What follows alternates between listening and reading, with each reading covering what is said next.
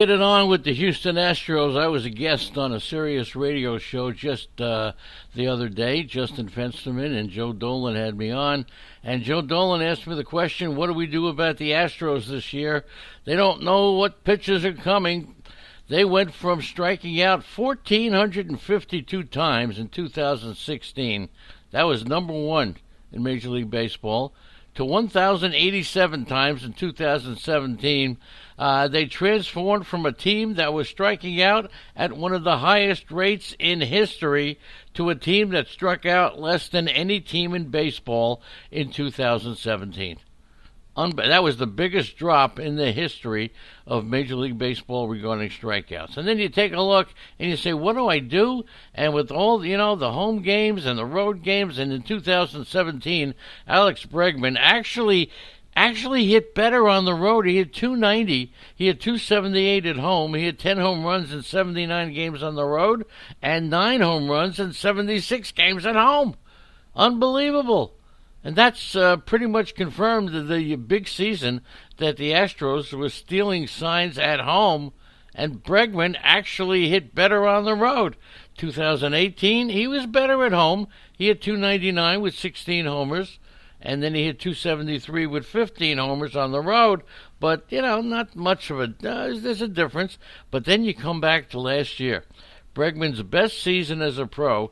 He was runner-up for the American League MVP. He had a career-high 41 home runs, but he was a much better hitter away from Houston. In 76 games on the road, Bregman hit .315 with 25 homers.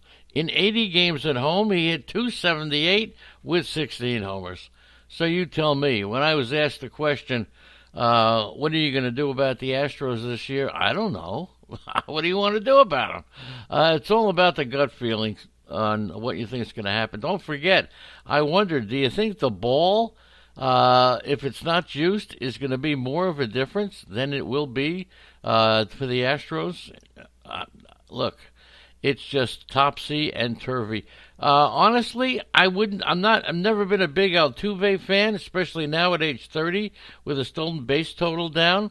Carlos Correa, I've had him a couple of years. He hasn't performed. Yeah, Bregman's good, but I'm not going to pay the price without the stolen bases. Springer I like a lot, but as a leadoff guy, you run the risk of not getting the RBIs.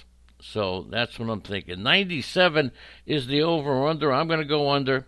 They're 7-2 to win the division. I'm not taking it. I don't think they're going to win the division. And, of course, 8-1 to win the World Series.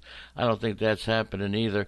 Yuli Gurriel at first base is a player that's, you talk about Gurriel, and the only thing that comes to mind is solid, right? Solid. And for Yuri, he had a good year last year. He had a great year last year. And playing first base, he hit 298, 31 homers, 104 RBIs. This year, look, I'll give him 290. I'll give him 23, 24 home runs, 90 RBIs, 5 stolen bases. Had all batters with hitting at least 30 home runs. Gurriel's average fly ball distance was the shortest. So, so look for a big drop in his home runs if they take away the juice from the ball. Average fly ball distance actually correlates better to homers than average home run distance. So it's worth noting that his average home run distance was second shortest to teammate Alex Bregman, both taking advantage of the ball. So, two things point to both Gurriel and Bregman to having fewer home runs this year. That's for sure. Altuve, you can't talk about Altuve without talking about Altuve. At age 30, stolen base total has gone down. You know that. Carlos Correa, here's another one. We thought Carlos Correa was going to be one of the top players in Major League Baseball. He's never really fulfilled that. He only hit 280, 279 last year, I think, with 21 homers. He's going to hit you about 275. He'll hit you 25 homers. He'll only steal 2 bases, and that's the thing about Correa. When he stole 14 in 2015 and stole 13 in 2016, we're thinking about Carlos Correa as being a big stolen base threat. 28 home runs, 24 home runs was his highest back in 2017. It seems that the name Carlos Correa is bigger than the player Carlos Correa. Over at third base, Alex Bregman, his best season ever, and I'm not going to knock him. I'm just going to tell you what I read. What I found out, and I read to you that Bregman's splits were just tremendous away from home, even with the stuff. What gets me is that he only stole 5 bases. He's going to hit you 290, hit you 25 to 30 home, 25 to 30. Last year he hit 41. Big drop there. Only 6 stolen bases. Really, he had stolen bases in 2017, 2018. He stole 10, but last year he dropped off to 5, and I think that's where it stays, somewhere in the 5 range for stolen bases. Moving right along, the outfield. Michael Brantley, George Springer, Josh Reddick. You'll see Kyle Tucker. You'll see Yordan Alvarez. Let's head right to Springer, because he's the toughest guy of the whole bunch. Not that he's not. I think he's the best player of the whole bunch too.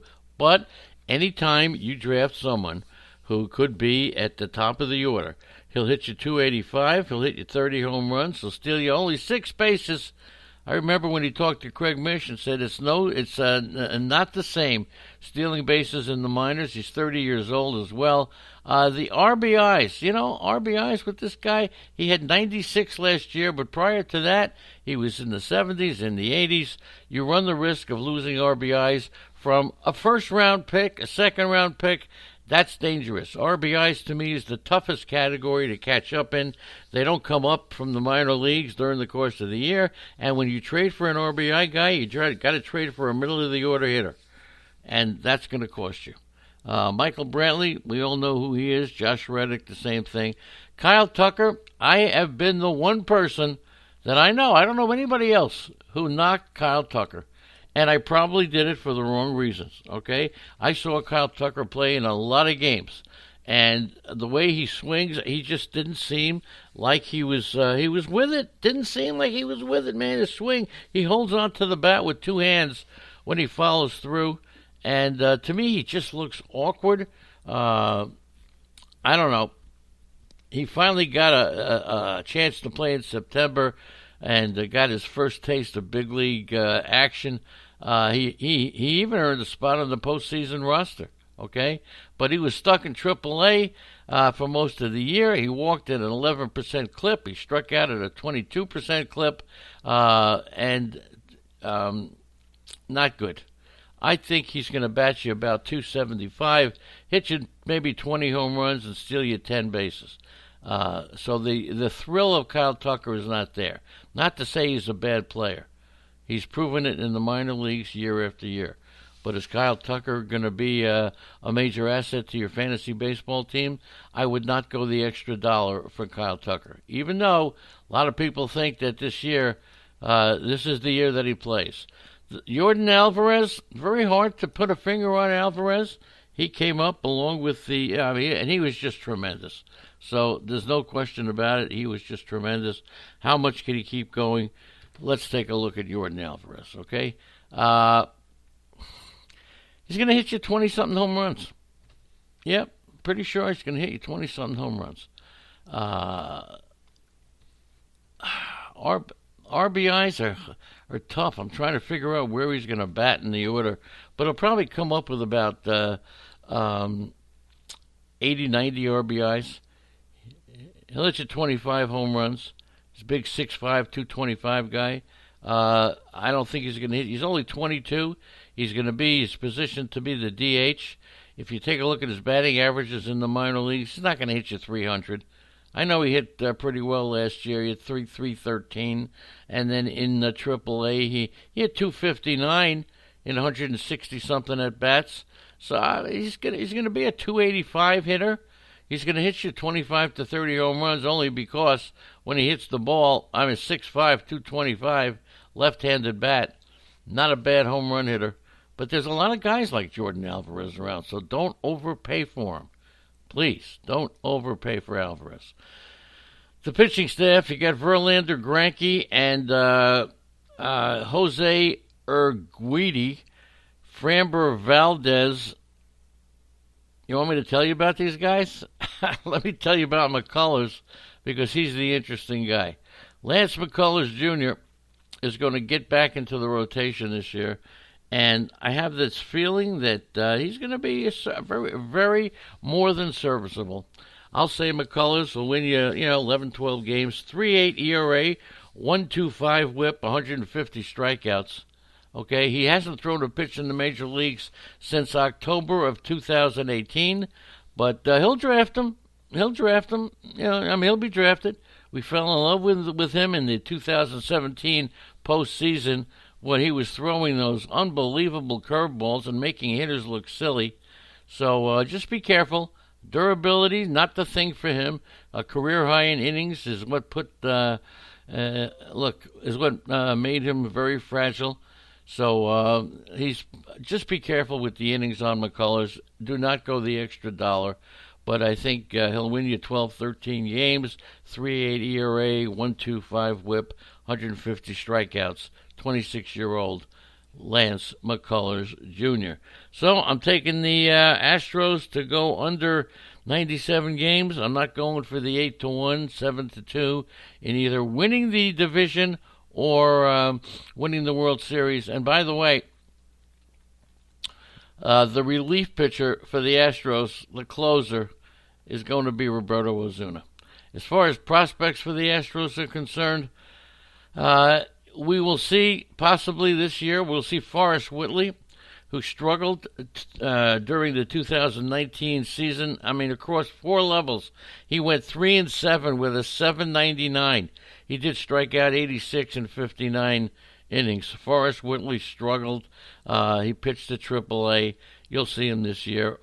Jose Urquidy pitched Major League Baseball last year, but he really took off. He started out in Double-A, ended up on the mound in Washington during the World Series. Okay? So he's 24 years old. He's going to be a very interesting pitcher. I would definitely take him for $1 or $2. Then you got Brian Abreu, right-handed pitcher, who we saw just a little bit last year.